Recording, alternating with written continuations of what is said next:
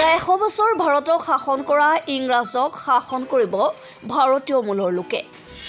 ইংলেণ্ডৰ প্ৰধানমন্ত্ৰী হিচাপে নিৰ্বাচিত প্ৰথম ভাৰতীয়।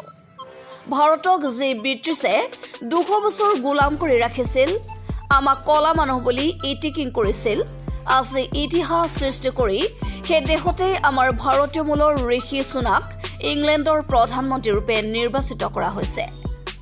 আজি নিশ্চিতভাৱে আমি ভাৰতীয়সকলৰ বাবে গৌৰৱৰ দিন।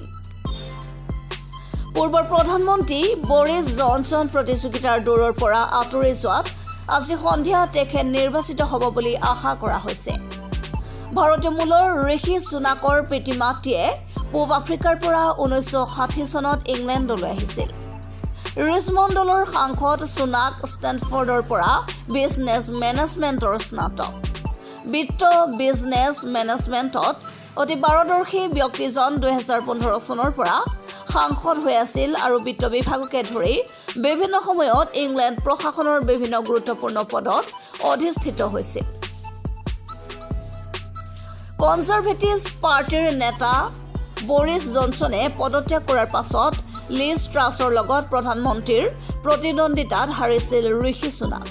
কিন্তু লিজ ট্ৰাছে 45 দিনৰ পাছতেই পদত্যাগ কৰিবলৈ বাধ্য হ'ল। বৰ্তমান ইংলেণ্ড ব্যাপক আৰ্থিক সমস্যাৰ সৈতে যুঁজি আছে আৰু বিভিন্ন সমস্যাত দেশখন ভাৰাক্ৰান্ত।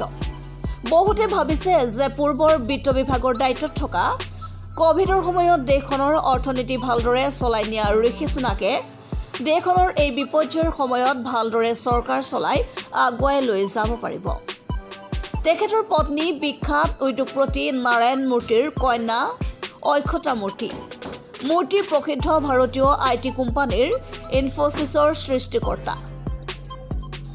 এজন ভাৰতীয় মূলৰ ব্যক্তি ইংলেণ্ডৰ প্ৰধানমন্ত্ৰী হ'বলৈ আগবঢ়াটো আমাৰ বাবে অত্যন্ত গৌৰৱৰ কথা। সমগ্ৰ বিশ্বতে ভাৰতীয়সকলে দিনে দিনে নিজা কৰ্মৰ জৰিয়তে আগভাগ ল'বলৈ সক্ষম হৈছে।